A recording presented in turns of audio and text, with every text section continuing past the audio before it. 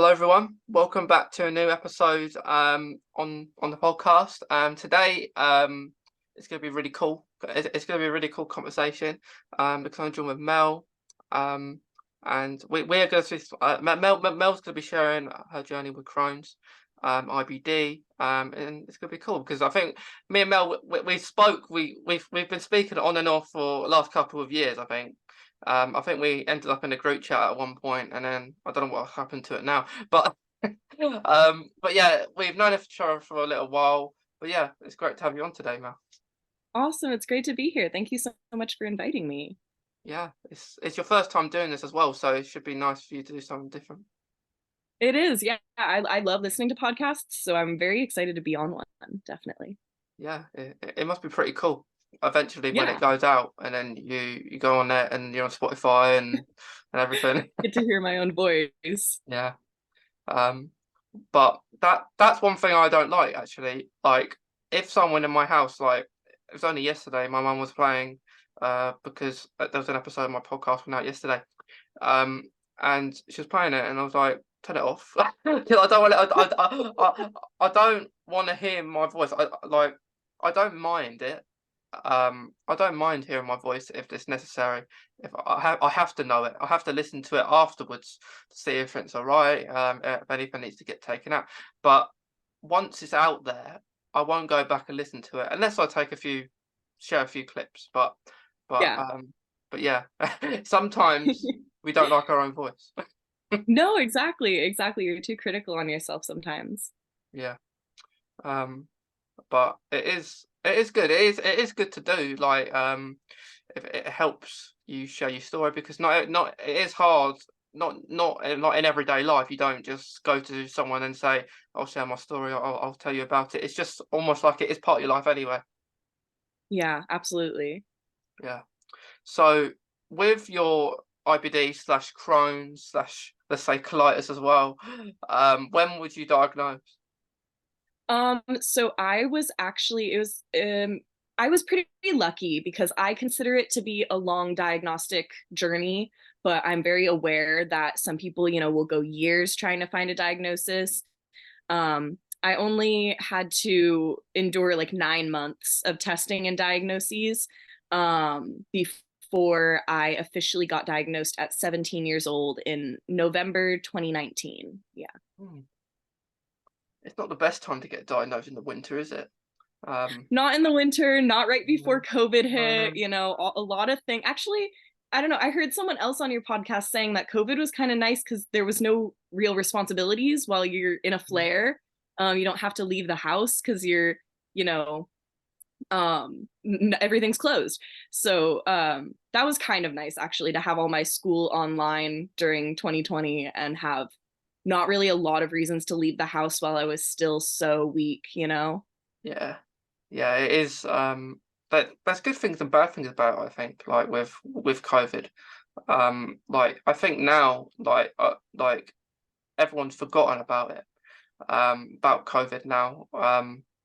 And it's almost like it's just that things that's happened, and it's crazy how life is nowadays. I, Yeah, yeah, and people will forget that. I don't know if you're on a immunosuppressive, but I'm on immunosuppressive, and COVID is still very real for us. If we get COVID, it hurts. It's hard. yeah, And I think people just still think of it as the flu. I'm glad it's like kind of subsiding, but it's still very real. It's still a yeah. big threat. Yeah, it definitely is, and I am on immunosuppressants as well. So Mhm. I completely understand, and um, because I feel like I'm always repeating myself to everyone, like all the time. Like if I'm somewhere, um, and it does get like you're repeating yourself all the time. Like I have to be careful. I can't do handshakes. I have to stand back. Yeah, yeah. And then you'll get a lot of the time now. You're like if you're doing like that's what I said about drama course or as I said the other day. I said I have to be. I do want to be careful, but I still want to do things. But I think more so now, these last couple maybe months has been a good time to do more things because it's Yeah, been really isolating, hasn't it? Like the last couple of years. absolutely. Yeah, yeah, just to kind of re-enter that socialization sort of. Yeah, yeah, definitely. And like I'll always say to anyone I meet up with, if you've got a cold, let me know. Don't just come. Don't. It You doesn't can have to make an be COVID. informed decision. Yeah. Yeah, it don't mean it's COVID or not. Any cold, any, because I always say like when people are ill and they'll the common thing they'll say, won't they? They'll say, "I don't have COVID," and great, that's good, but do you really know that, or are you just saying that to make me feel better?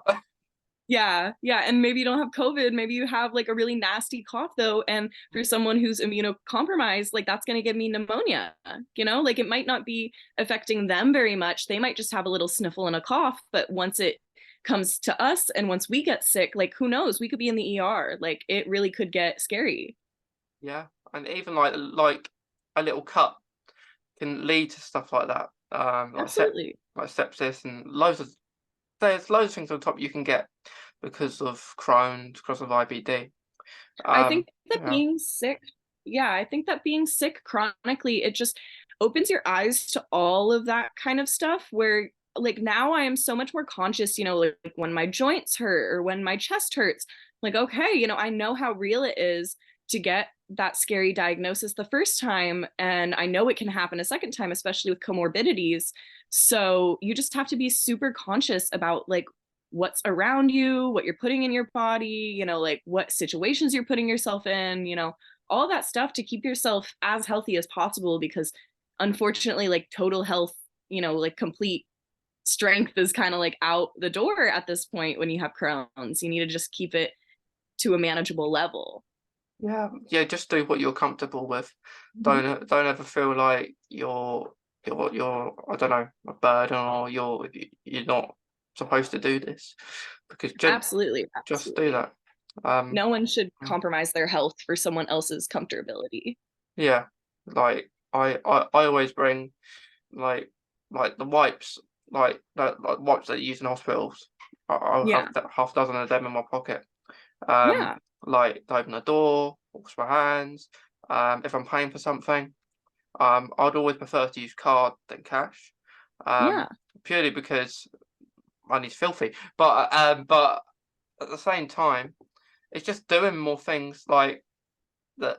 If you can, try just go out for a walk, or just maybe meet a friend, or do the slowly get back into it.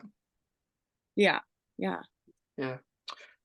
So it was 2019 you was diagnosed, when November time. Mhm. Um, um, does that seem like ages ago now though for you? It it does. Yeah, because I don't know, I got diagnosed at 17 and I just think I was a very different person when I first heard the word Crohn's in a doctor's office than I am now. Like when I first got diagnosed, I had a very stigmatized view of Crohn's because I knew nothing about it. All I knew it was like a bathroom disease, and I didn't want to be, the girl with a bathroom disease. And I think the biggest reason it feels so long ago is that I made like a promise to myself when I first got diagnosed. I was like, no one will know about this. Absolutely no one but my parents. Like, I'm just going to tell people I'm sick. I'm not going to tell people what it is so they can't Google it, so they can't find out my symptoms and embarrass me.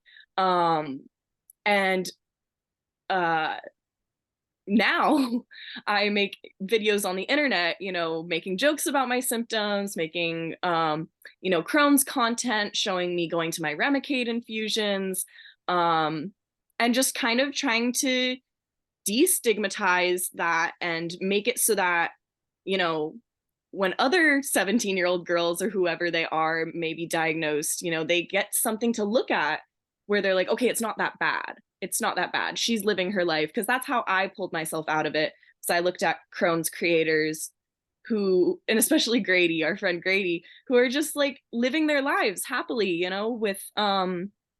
with this disease, but it doesn't impede their ability to live. It's not shameful to them. They're um talking about it all the time, and I really wanted to be one of those people. So I think it feels like so long ago because my attitude towards the disease and towards talking about it has changed so drastically. I went from no one will ever know this about me to like I'm top when you search hashtag Crohn's on TikTok. Like, it changes, and I leaned more towards advocacy to push myself through those difficult, stigmatizing times. Yeah, it is very, it's very, it's very hard to get into that straight away. I think Yes. like I didn't either. I took Yeah. about, I didn't even create a page like on Instagram or any social media till 2020. Mhm. And I was diagnosed in 2017. Mhm. And so it was a while. There was actually a friend that actually mentioned it to me saying, why not start your own page to about Crohn's? And I was like, that's a good idea. Because I do, I didn't really know anyone Yeah. I knew a few, but not properly. Like I didn't know there was loads of people that had it. So Yeah. I create it and then you type Crohn's on search and half a dozen people come back up and I'm thinking that's crazy. Wait, there's more. There's more people, Yeah. and then I get more. Then you get more confident to share things and Absolutely. it's more It's better. such an inherently isolating disease that I think it's so crucial to recovery and to healing to find that cohort of people who understand like what you're living through, because it's so, I don't know, I think there's an added element of like stigma and humility and vulnerability having it be a disease of the GI tract. It's just something that's not commonly like talked about or discussed in, just general conversation. So we feel the need, we feel the emotional burden to like carry that by ourselves. But connecting with the Crohn's community and finding other people who, know what I'm going through, that really saved my life and all of it, I believe. Like I think I would not be where I am today if I hadn't connected with other people in the Crohn's community. They're the funniest, most compassionate, most tenacious people I've ever met. They are awesome, aren't they? Like Mhm. the amount of people there are in different countries and like America, Absolutely. Australia, Yeah. where I am, England. But Yeah. but it is good because like it's good to find out people's stories and how different it is to everyone because like we're I guess we're similar in ways that we both take immunosuppressants, but some people don't. And not everyone who has Crohn's or IBD will be probably that we're vulnerable. Let's say extremely clinically vulnerable purely because of that. That we got that thing we got it. We're taking them to help us Crohn's, and we probably would rather not be on them, Yeah. ideally, because that means I'm gonna we'll still be careful anyway, but maybe not as much. We don't have to worry about if I get a cold, it's gonna be bedridden for ages, and it is the thing you want to do. It's yeah. It's extra stuff that we have to worry about that able bodied people don't have to. Like they just go about their lives, like it's not really present in their mind um how close disability really is, because like I never in a million years thought I would wake up one day with Crohn's disease, but it really did happen overnight. And like people like to not care about COVID or look down on people with sicknesses or disabilities because they're in this mindset that it can't happen to them, but it can happen to anyone. And so it's important for all of us to be really conscious of each other and of other people's health and public health, because like it matters to all of us. Disability is the one thing no one can really escape. It doesn't discriminate. No, no, there's so many different types as well, right? Because Mm-hmm. Crohn's comes under like chronic illness, and there's so many Mm-hmm. others chronic illnesses, and Absolutely. we only have the one, um, Mm-hmm. Crohn's and stuff. And then like there's people out there that have more than one, and Mm-hmm. that it's that's I didn't even know that was a thing where you can actually have more than one. But it's crazy because if you have maybe one chronic illness like Crohn's may impact, for example, you can't eat a certain thing, or um, you can't go to the toilet, and another one may interrupt with that. With, Yeah, with yeah. something. So Like there's so many comorbidities with Crohn's too. So your likelihood, like people, yeah, people will hold that mindset that, well, you have one thing, you can't have more. But when you have one thing, there are comorbidities that mean it's more likely for you to develop more chronic illnesses. Like I'm now getting checked out for rheumatoid arthritis because that's a comorbidity of Crohn's, is that your joints will also become inflamed alongside your GI tract. So I need to make sure, that my joints aren't getting arthritic at 21. And that's something that my classmates don't have to worry about becoming arthritic at 21. At least the majority of them don't. And that's something that's very present on my mind, is like, will I still be able to like, go for a run when I'm 30? yeah, yeah, I completely get that. Like I spoke to, I think, um a few people that do have arthritis, and that is one of them actually that does not get talked about enough. I don't think arthritis, because lots of people, doesn't matter how old you are, like I think the stigma is that when you get old and you shouldn't click your fingers at school, and that always comes up. And I always used to do it, and I have hypermobility, so every day um I will click my joints, and only because it makes me feel good. I know that Yeah. the consequence is bad, but I will click them. Like the one for me that I like to do is my kneecaps. I'll get on the floor, like doing a kneel, like doing some exercise, and then I just click Yeah. them, and it's like if someone would see that, they would think they're breaking. They would. Like I've spoke to my mum about it, and she'll say, "Well, it's like your legs are literally cracking and breaking." That's what it sounds like, but it's not good for you. But sometimes we can't help it to do that kind of stuff. Yeah. But Yeah. Sometimes it's just too tempting. yeah, like um, years ago, um, I went on a trip. Before I went to that trip, I don't know, I was doing this with my neck, and then it clicked, which is not very nice. Couldn't move it for a couple of hours, um, and I wouldn't suggest doing that. But yeah, arthritis is very serious. Um, but yeah, hopefully you get that sorted. Like everything's all right. Yeah, yeah. It's a constant marathon or a relay or whatever you'd like to call it. Like it's just, you get one thing under control and then another thing pops up, and then you get one thing under control and then something else flares.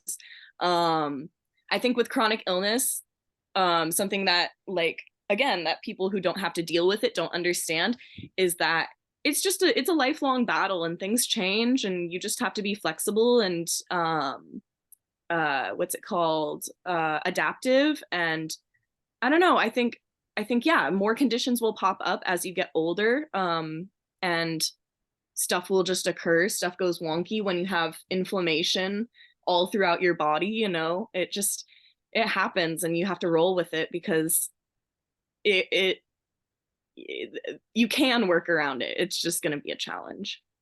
Yeah, it is. It is definitely a challenge. Um, Mhm. like what I like, I used to play football, and I would help coach. I would help coach it, and what would happen, and tried my hardest, like I would try and get stuck in and do everything, and then because of my joints have always um my joints have really impacted me always, in before I had Crohn's. So I I've always been impacted by it. So if I'm doing sports, I would have really bruises on my legs and everywhere. So I can't do anything for the next week. Um, Yeah. and it was actually like a month or two ago, I did play some football for the first time in ages. And I after that, I was limping. I couldn't walk anywhere. Had blisters, all sorts. And it's annoying because I do like doing it, but it just doesn't. I guess fate doesn't want me to do that. They want me to do something else. Absolutely. Yeah, I understand that feeling where it's like, oh my gosh, like this is what I love, and my body is like not, keeping up with my brain or whatever. That's such a heartbreaking part of being sick, is realizing like I can't keep up anymore. Um, Yeah, Especially with yourself, or yourself from 3 years ago or whatever. yeah, yeah. But um, I guess it does this because I don't know. It's trying to tell us something. Don't do it. Maybe to do something a bit easier for you. Um, because there was a time where at college I was doing PE and I was shattered. I was back. I was fatigue. Fatigue was I was scared and falling asleep. I Hmm. was and it's hard to explain when when people say you explain your Crohn's and they'll say they understand it, but they don't really. They don't know what it is, like what it's going to be like. And I say I physically can't do it. I Yeah. physically. This was a competition like in a PE, and my team got to the final, and I couldn't do it. I felt like I got made to do it by the teacher because they were like, "Are you going to let your team down?" and stuff like that. And I was actually annoyed, and in my inside, I was so annoyed. Um, and then I didn't have the strength or the energy to say anything. All I said was, "My Crohn's, I can't do anything. I'm too tired. I'm too sore." And I think he done this purely because I was the only one on my team running around doing everything. Because I was quite good. I was quite good. But I did take play. I didn't really move. Um, but yeah, they were past me. But yeah, that's the thing. That's the stigma around it. People don't really understand it. They think because they can't see it that it must not be that bad. But when people present that opinion to me, I always like to like, and this doesn't always work. Sometimes they still won't understand what I am talking about or what I mean. But I like to tell these people, like, imagine if you woke up feeling like you had food poisoning every day, every day.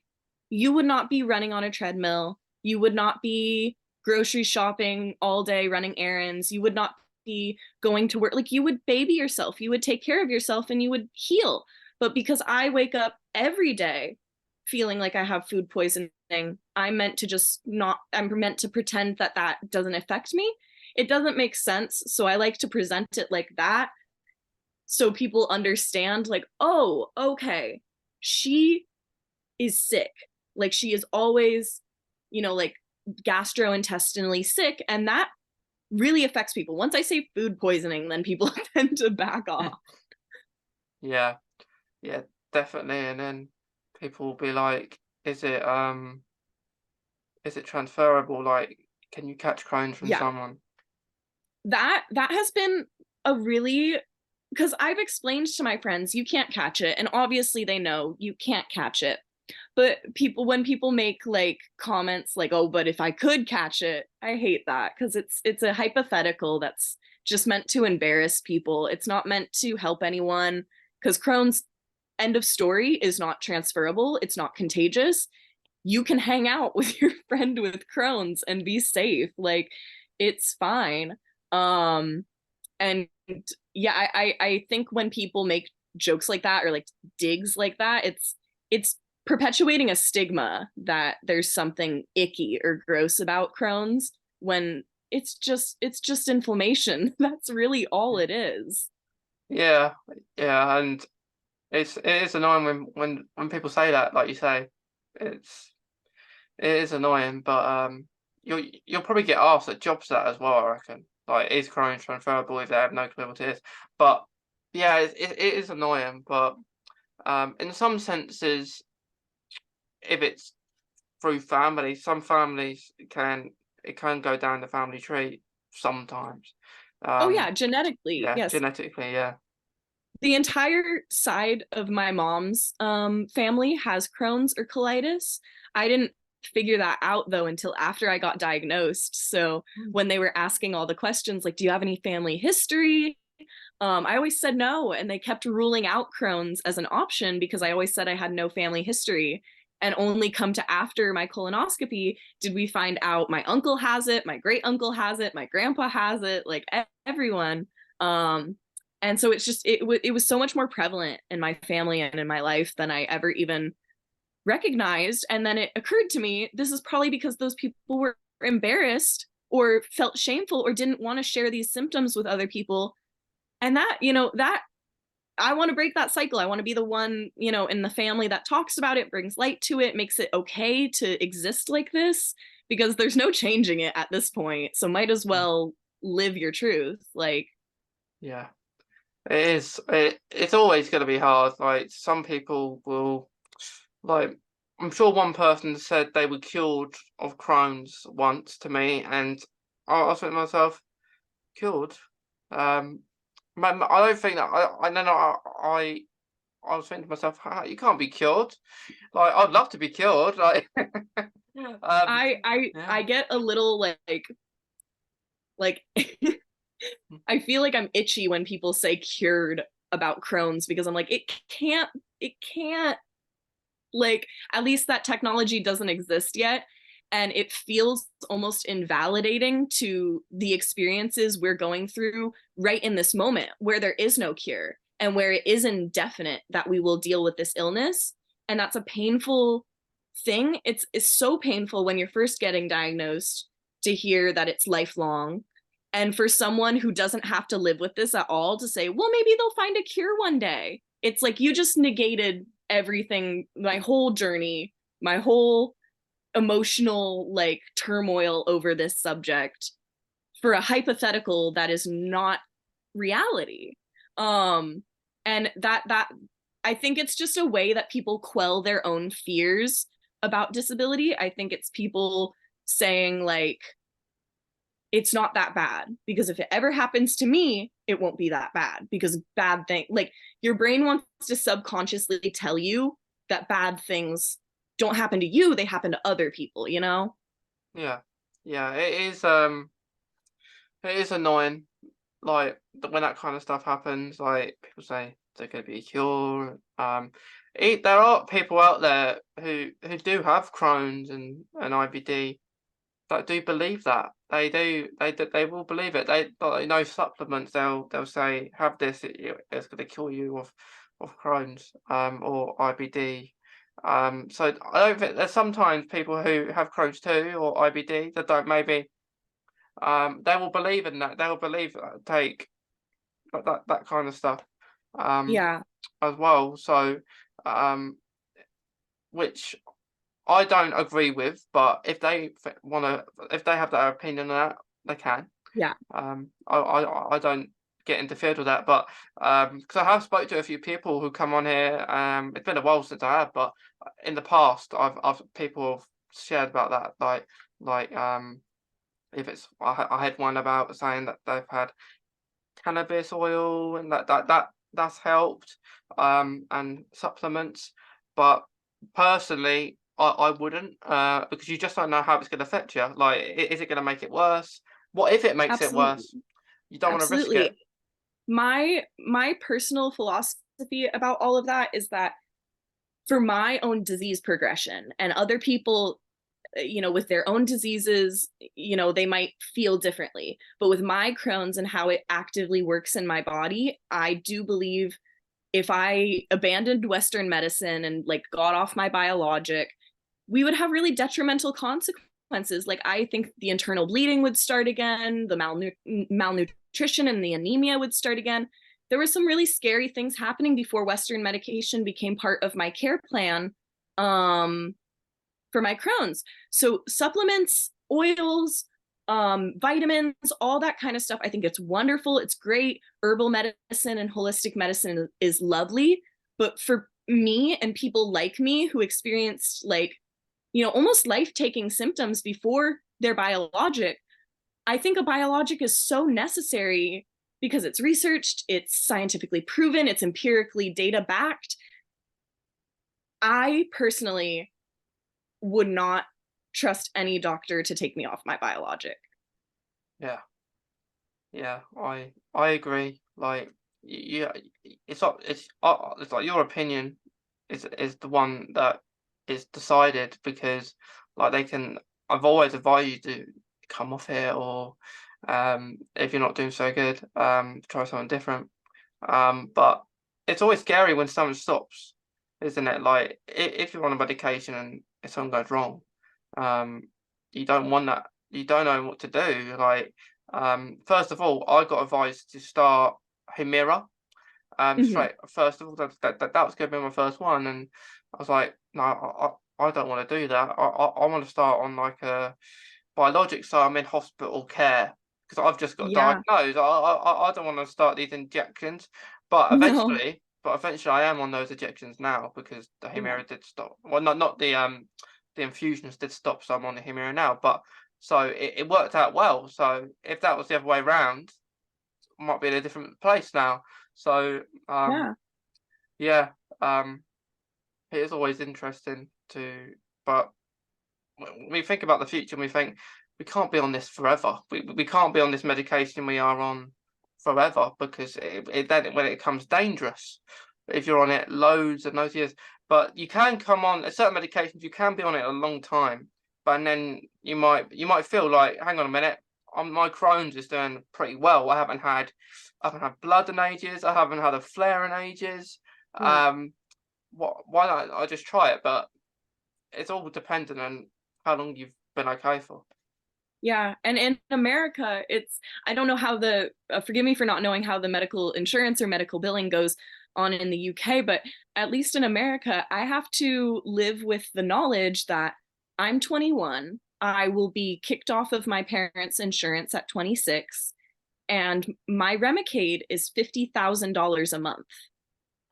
That's more than I will ever feasibly make in a year with the starting salary of the job I'm gonna go into.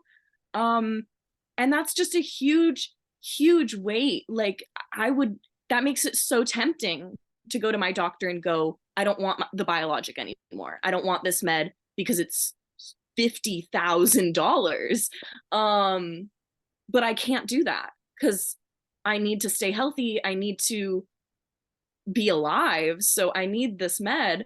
And that's like a terribly and uniquely American problem where I literally have to start planning 5 years in advance for how I'm going to continue to pay for my life saving medication. Yeah, it is Yeah. very. That is one of the things that can be really annoying. Mhm. Like over here in the UK, we don't have to worry about the cost of the medication because it's all paid, like on the NHS, the National Healthcare System. Yeah. So, which is a shame. How America does things. Um, I, I think, but it is one of those things. Like I will get told, like it's running out. Like the time for it is running out because we have to renew it. So when my Humira eventually does run out, I think it's supposed to run out next year. What I'm going to do is go for a colonoscopy. I haven't been for a colonoscopy since I was got diagnosed. I have had a sigmoidoscopy, but that was only the back passage Hmm. camera. It wasn't down the throat. So what I'm going Yeah. to do, I will probably next year have a colonoscopy. Not looking forward to it, but I'm in the same yeah, boat. I understand. yeah, yeah. I have to schedule mine for February. Yeah, it's not nice, is it? It is. But I will probably go for the sedation because I have tried the laughing gas when I did the sigmoidoscopy, and I think I'll go for the sedation. I did the first colonoscopy purely because um I didn't really moan on that one. I think I was alright, but when I had the laughing gas, I was groaning when they were doing it, especially when it was going into the stomach area, the camera. That's where it does hurt. Yeah. Um, I would So hate to be semi-conscious for that. I yeah, would. yeah. Like I found it really crazy when I first heard like people overseas actually are asleep for it because it's only about 15, 20 minutes. So you wouldn't think you'd need to be asleep for it, because of how long it is. If it was Mhm. like an hour, I would say yeah. So when I first heard about that, I was shocked because over here in the UK we awake. We're all awake for it. I guess unless someone is very movie, like they can't sit still. Yeah. Yeah. I would thought they will probably be asleep. Um, Yeah. but So case by case, kind yeah, of. yeah. I guess. But like I'm okay. When I first had the colonoscopy when I was diagnosed though, I was moving a bit. Um, for the down the throat. Because you have to swallow. They tell you to swallow it, because it goes down, and it's almost like you have this big block going down your throat. Yeah. It's not friendly, and then you've got the nurse next to me saying, "Stay calm, stay calm, stay calm." And I'm thinking to myself, "Oh, that's not helping me. I'm gonna be worse." So eventually, I did. Absolutely.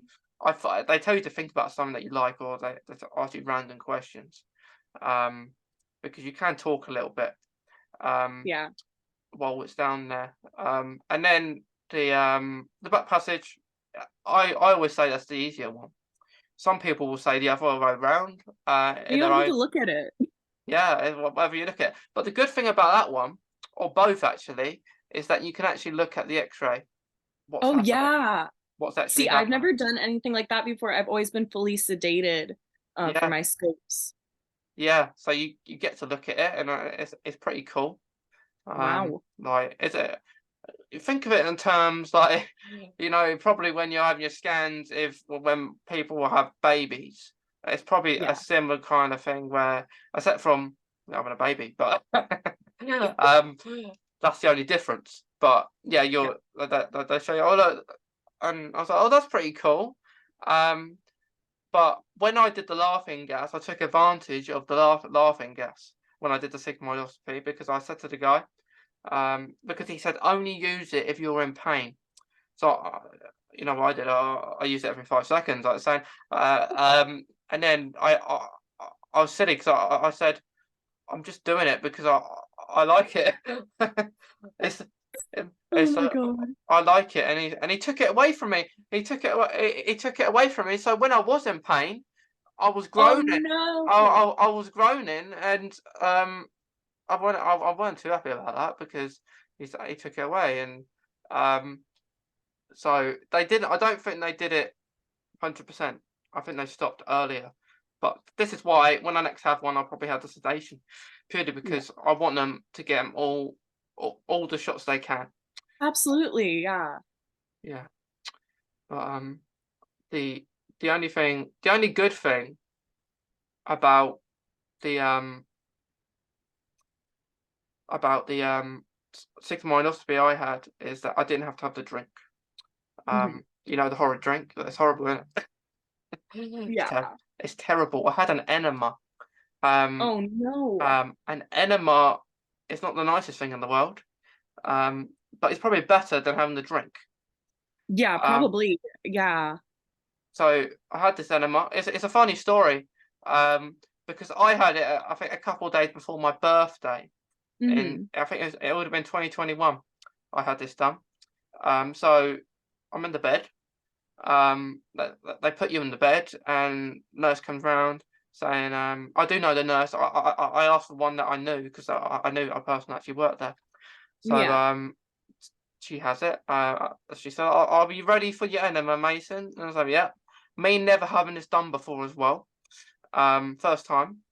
So she does it, and then she says, Mason is in. Like it's ready, and then it's in. And it feels all weird. Like it does feel really weird. And then she says, you may need a toilet, but try to hold it in for the first 5 minutes." And Oh my God. I was thinking to myself, all right, it's not that bad then. If 5 minutes ain't long, is it? It's only a couple of minutes. And then minute one, I can't wait any longer. So I go to the toilet. I have to get out the bed.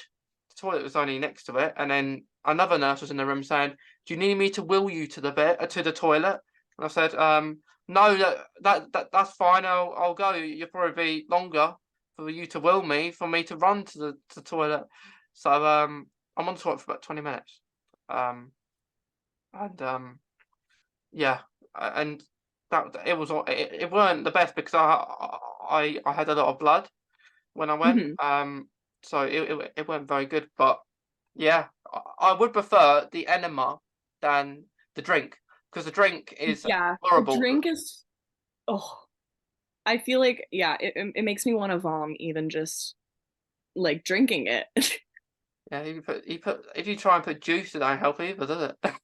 Yeah, yeah, Gatorade, juice. What else have I tried? I don't know, but Still yeah, none of taste it helps. that. You still taste it, don't you? Hmm.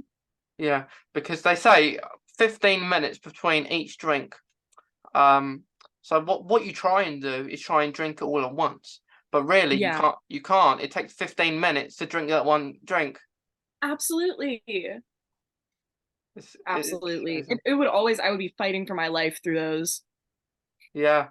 Um, and the funny thing is, I didn't even go to the toilet when I had that. Um, because I was thinking to myself, hang on, shouldn't I be going to the toilet? But I was empty anyway. So but before getting diagnosed, I couldn't eat anything. Like I I had really bad problems with eating, so I'd have bad abdominal pain. Hmm. Um, Do you also have, because I experienced this, um, do you also have like foods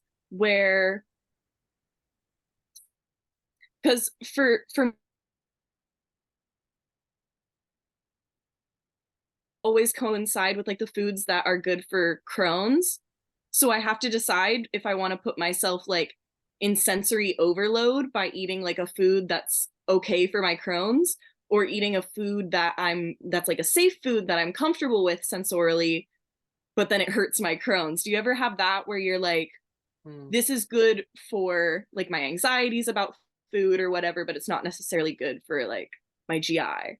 Because I experience that a lot where I'm like, Kraft mac and cheese, easiest food to get down because it's safe and it's like predictable. It's always the same texture. But you know, my Crohn's hates that. yeah, yeah, I get that because like before I had Crohn's, I loved chili sauce. I'd have it on a Mhm. kebab and I'd put all over it. And it weren't very good in the morning, right? Burning. But but yeah, I would always have that. But when now, like there are certain foods I can have, certain foods I can't. Certain drinks I can have, certain drinks I can't. So like, there are sometimes I'll be like, this may not look good, but I'll have it. But just because you want to have things you like, not things you don't like. Um, Absolutely. but what I go with now, I will just try anything, and if it don't work, it don't work. Like Yeah. what you'll probably find is say you can't eat chips. Maybe you can't eat chips when you've got diagnosed. Try a couple of years down the line, you might be able to eat chips. So Yeah. it will change. It should change where it may be different. Like your information not be as bad. It might be a bit more edible to eat certain things. Like I can't have caffeine. Like I'm always I can't have caffeine. So if I went into um like the Starbucks Costa coffee, I always ask for decaf. Always decaf. To me, it don't taste any different to when it was decaf. So it doesn't taste any difference to me. To some people, that they say to me, it tastes totally different. Nothing. So we must have totally different taste buds because to me, it's exactly the same. I Um, can't tell the difference no, either. That no, and regular soda and diet soda, I can't tell the difference between those either.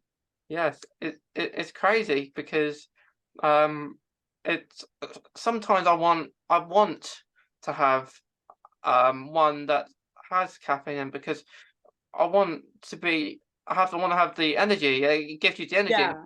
but I can't because it impacts my Crohn's. I sometimes do think now though I would be okay because I haven't had any problems like with that kind of food. I haven't had abdominal pain for a long time. Yeah, Or just like pick a bloating. free Yeah. day where you don't have any responsibilities, try an energy drink or coffee or something. Yeah. Quite recently I've been getting into iced coffee. I love Oh iced coffee yeah, now. Yeah. yeah.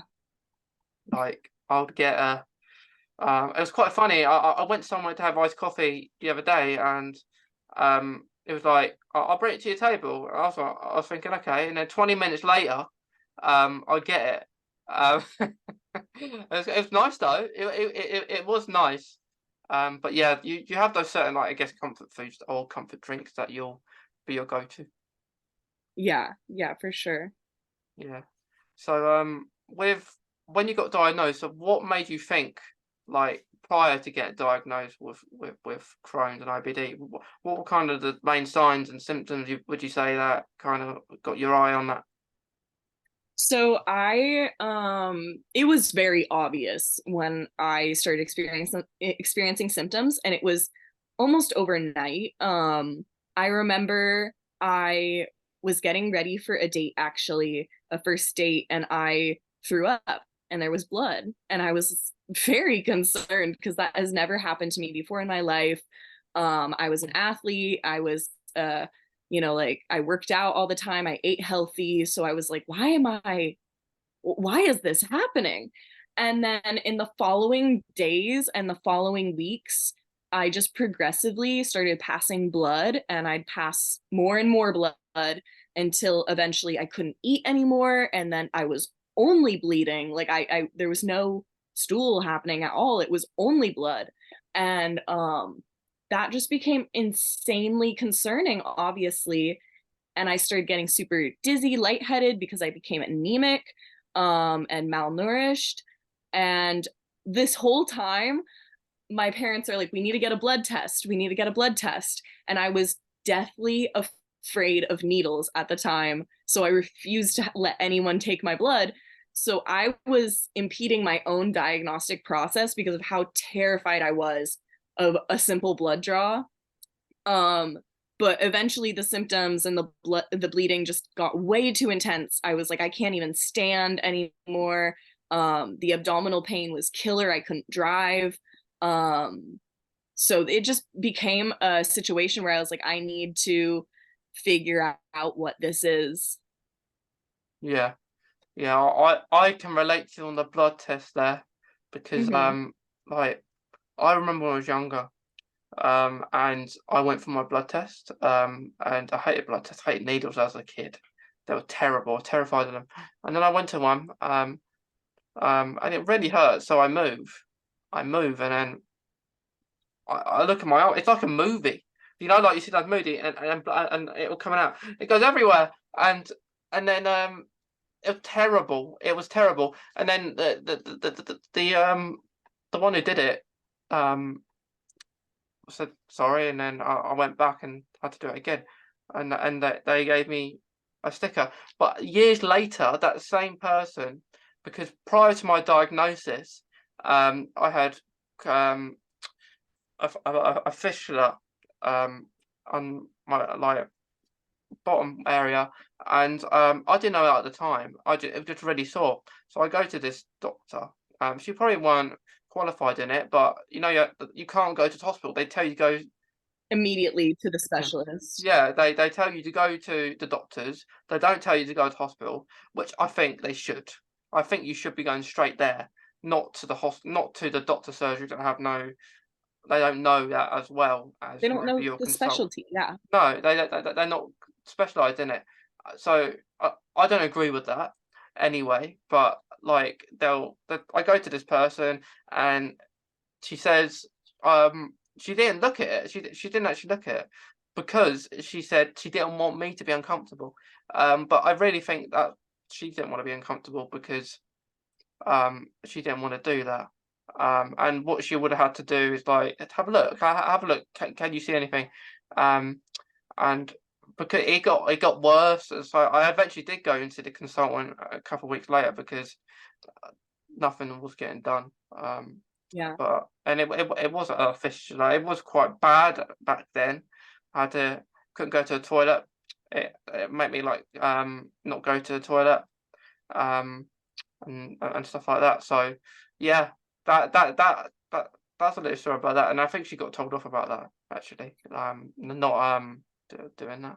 Um, but yeah, but blood in any style form is really not nice, is it? Like if you're being sick Yeah. like that. Yeah. I mean, it's just it's the scariest thing to see in the toilet bowl. You never want to see blood in the toilet bowl.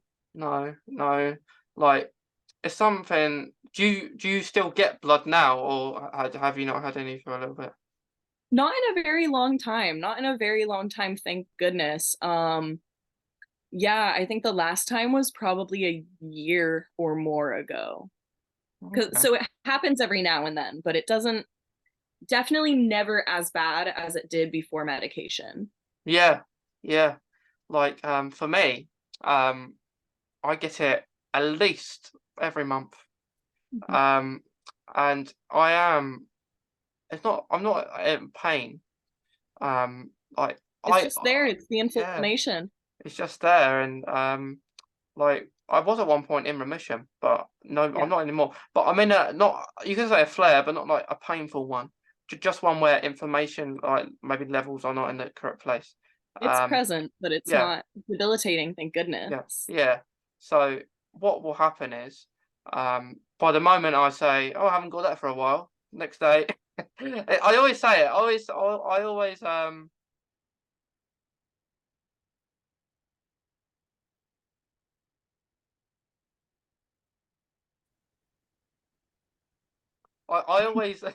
I always say, whenever next when I haven't seen it for a while, it will come up and it will happen the following day.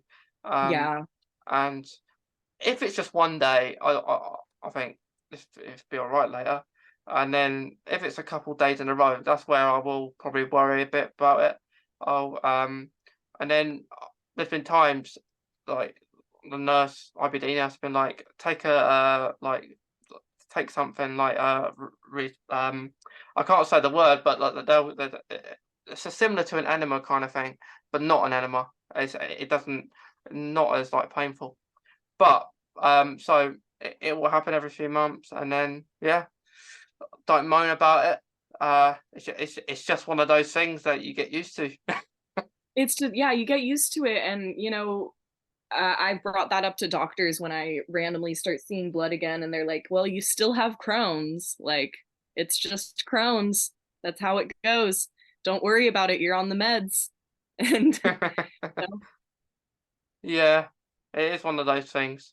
Um, like even sometimes if I'm going to the toilet and I feel it feels pretty warm, and I think, oh, that's probably blood. I don't know why it just feels warm, and then there you go. you So have your own intuition. You know your body best. Like, I am such a strong advocate for you know what's going on in your body better than any doctor, better than any researcher, because you live in your own body every single day. I knew for a fact I had Crohn's within the first like 2 weeks of symptoms. It took 9 months for a doctor to tell me that. But I was like, I know something could be. And I went, that's what I have for sure. That is what's happening in my body. And 9 months later, it's confirmed that's what was happening. But, I knew that before any doctor did, before any blood test happened, before any scope happened, because I was paying attention to what was happening in my body. And I think people discredit themselves. And I think doctors discredit regular people when they say, I think I have XYZ or whatever it may be. You know, um, doctors want to feel like they have all the answers, but sometimes we have the answers and we just need a doctor to corroborate it, yeah, give us the meds. yeah, they need to listen to their patients. I think, um, like Absolutely. like I think sometimes they feel like that they want to be in control of what happens, and they want to be right. They don't want to be wrong, because they look Yeah. bad on them. So yeah, Yeah. always always try to be one step ahead of them. Like, Yeah, but a good tip for your listeners, if a doctor ever refuses to run tests or provide treatment, ask them to document document your symptoms alongside their refusal to provide care. And oftentimes they'll retreat to the back for a minute and then come back and tell you they've reconsidered. yeah, Um, Ask a doctor to write something down in an official document if it doesn't sound right to you, because then they're going to think about it again and they're going to reevaluate. And for American people, ask for an itemized hospital bill, because once they actually itemize each charge, it's a lot less than what they initially charge you with.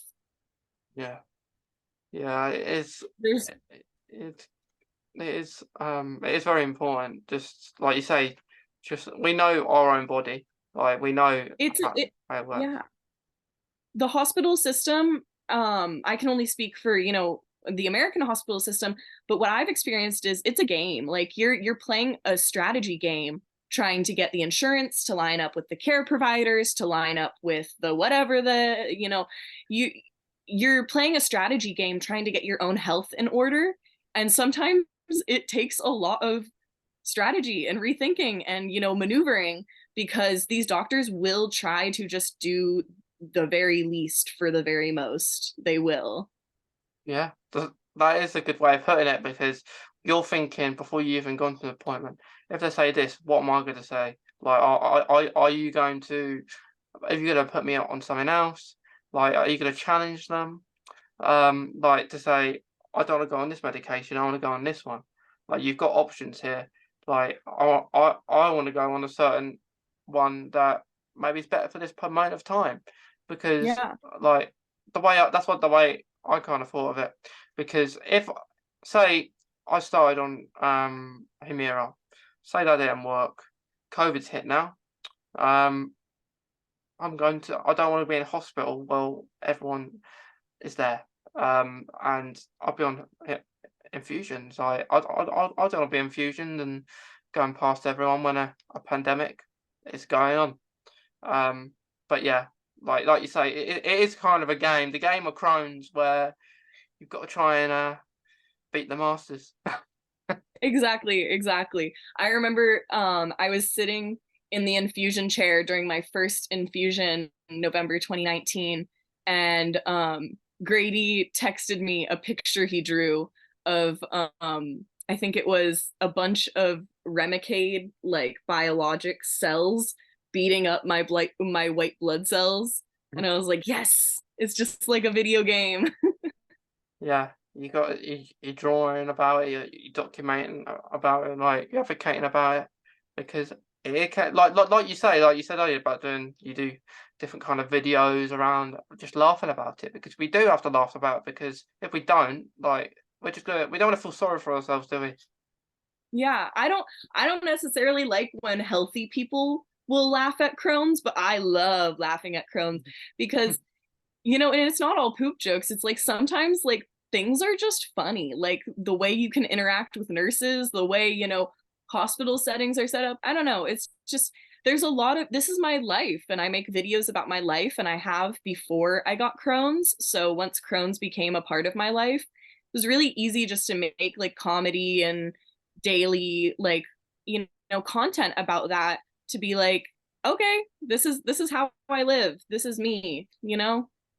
Yeah, it is a good way to be, like just to it just share your own experiences and you will get the odd people who are not very friendly out Hmm. there, but yeah. Like But there are gonna be those people out there. at the end of the day, like it's shedding light on something a lot of people for a long time have just not talked about. Mm, And, like what you're doing here with the podcast and like what, our other friends are doing, like just opening the conversation, it helps so many people because like the amount of mental health struggles people with chronic illness and specifically Crohn's will go through just because we feel like we have something that differentiates us and something that others us.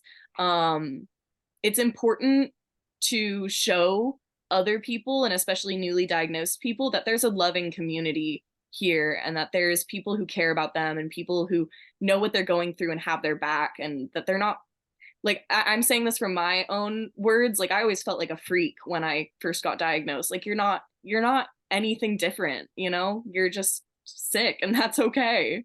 Yeah, that is it. That is it. That's it. Yeah, we're all different, and it's good to be that way. I think most of us do feel that way straight away. We feel we're a bit different, or like to everyone else. Now, like your life has changed. Like it's never going to be the same like it was before.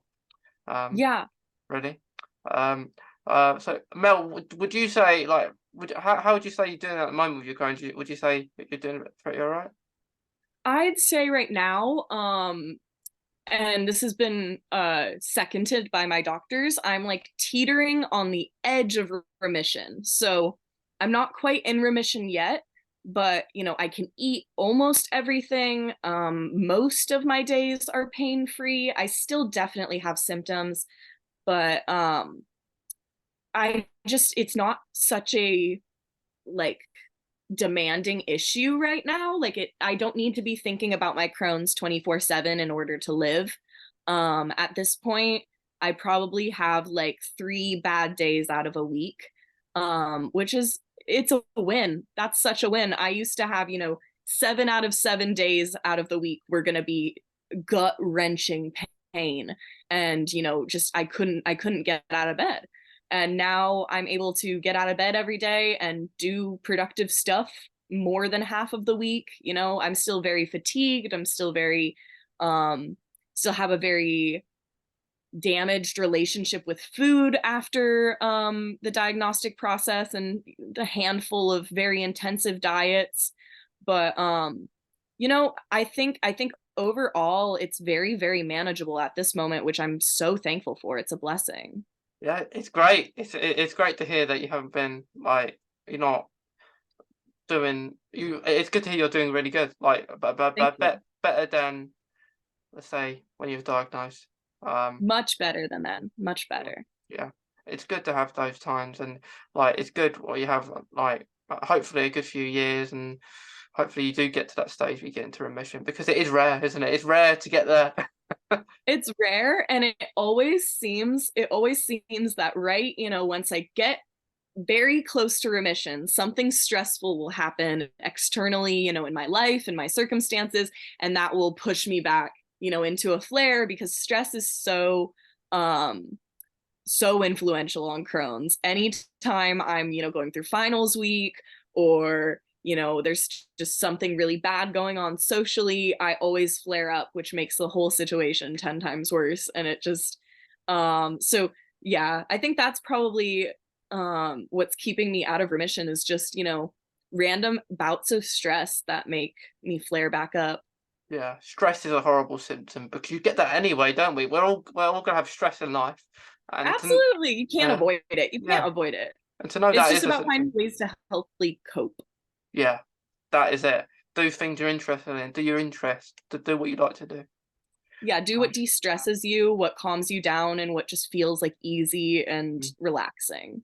What would you say normally calms you down? Um, I mean, a big coping mechanism for me is playing guitar. I love to play guitar. There's a toothbrush on my guitar right now because I lost my capo. um, but yeah, I love music. I love playing music. I love performing and karaoke. So I have been singing at karaoke once a week lately, and just like stuff like that, especially to like get my mind fully off of whatever I'm stressing about, whatever I'm thinking about, be that Crohn's or something else, just engaging with music or engaging with, water, like going swimming, stuff like that is just Yeah, very distracting, very nice. yeah, it is. Yeah, it is. Yeah, It is good to have those kind of things that you like because absolutely. like playing your guitar, karaoke, it's all good. Yeah, Yeah. yeah, So before we finish, Mel, because we spoke really good, and I'm glad yeah. that you come on to I'm speak very about it, happy. share it. Thank you. Yeah. Do you have? I know you've said lots of advice anyway, but is there any last kind of bits that you want to say? I just kind of want to reiterate this. I know I said it already, but I cannot I cannot speak highly enough of the Crohn's community. Like, if you are newly diagnosed or if you have not yet made friends with other people who are experiencing Crohn's or colitis, I think that should be your number one priority. Find a group chat, find a Discord, find an Instagram account you like that posts about Crohn's, because just normalizing that to yourself and seeing other people live happily in the same reality that you live in, it is so life changing. It's perspective altering. um as soon as I made friends who also had Crohn's disease, I felt heard and I felt supported. I felt empowered. And so my advice to anyone that is newly diagnosed or has not yet engaged with the Crohn's community: please go find some friends online or wherever else with Crohn's disease. Um, they will they will change your life. It's so life changing to have people who understand you in your cohort. Yeah, it's always nice to have that kind of thing that you can go on. Like, you can just, you know, someone has Crohn's, message them, telling them your problems, and they might even know. They might Yeah. even been through it themselves. So they it's they really might good. know, and they're not going to stigmatize you even if you come into their DMs and, I don't know, talk about your poop for 5 minutes. Like, we all poop. Yeah, it's a thing that humans do. Yeah, I don't know. And Crohn's people are just so much more like willing to talk about that. I feel like we're just a little bit more shameless, and it makes for a really funny friend group. It definitely does. Because you just Yeah, laugh about, you laugh how you spell it. Everyone gets it wrong. exactly. Yeah. Exactly. Yeah, like, it's the only other day I'm saying it's Crohns, not Hrons. So correcting people all the time, and it's funny because when I first found out, I thought it was that as well. Everyone would think that, but it is good fun. Yeah, It is good fun. yeah, absolutely. Yeah. But thanks, Mel. I'm glad that Thank you've you. enjoyed it and come on the podcast. And thank you to anyone watching and listening today. We hope you took something out of this, and you've liked it. But yeah, it was great we've finally done this. I think we've wanted to do it for so long, haven't we, Mel? But we haven't got round to Yeah, it. We've been no, so I'm so busy. glad we finally got Yeah, to. we finally got to it, and we'll definitely catch up again, and we're all staying in contact anyway. So For sure. we're always there. But thank you again, Mel. Thanks to everyone listening and watching, and we'll see you in the next episode. Thank you. Thank you, Thank Mason. you. Thanks, Mel.